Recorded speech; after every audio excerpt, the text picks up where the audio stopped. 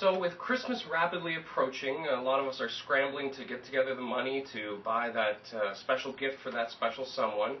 Now, for those of us who don't have a lot of money, I propose a gift solution that is easy to make. You can make it at home, and will really lend that personalized touch to that present that you're planning to give that special someone this year. So without further ado, I'd like to welcome you to the first ever RBC P2P Christmas gift making special, courtesy of myself, George.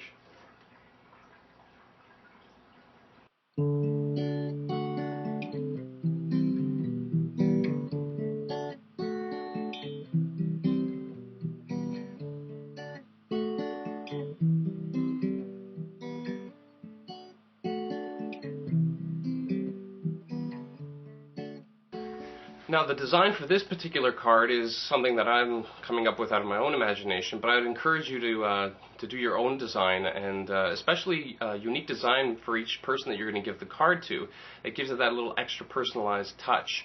Now, the materials are available at any Shoppers Drug Mart, arts and crafts store in your local area, or even if you're a person of artistic inclinations, you can find most of this stuff around the house. So it really doesn't take that long to do. And let's go take a look and see how we can pull this thing off.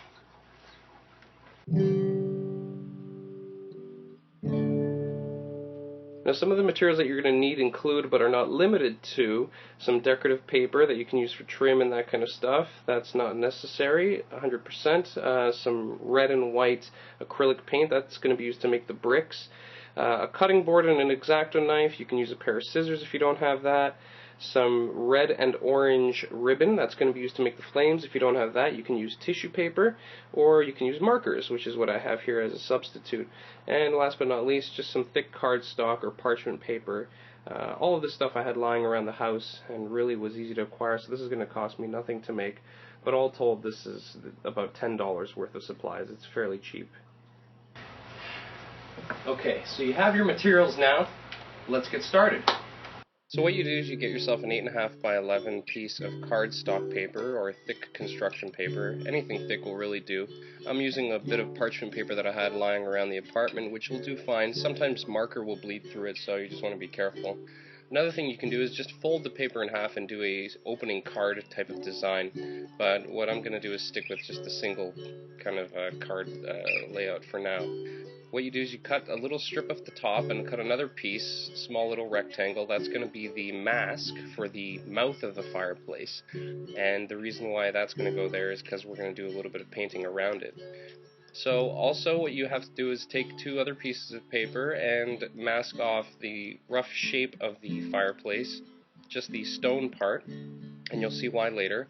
And this is where we're going to start applying our paint design. So you grab your water, your red and white paint, and you apply it and you mix it up to get a brick color, or anything closely resembling brick, which is usually like a pinkish sort of red. Now, what I'm going to do is I'm going to add a little bit of black, and that's going to create sort of a stone effect that I'm after. Not really adhering to brick, but something a little bit more rough-hewn looking. And you take a piece of crunched up Kleenex or paper towel, and you dip it in. You can create a small side and a large surface area side, which will give you alternating small and large stone effects. And you just apply that, and you just dab that on, and once you've covered the area, you peel off your mask and you have your mouth of your fireplace there, where you can apply glue so the pieces of ribbon can stick. I took some decorative paper and created a frame.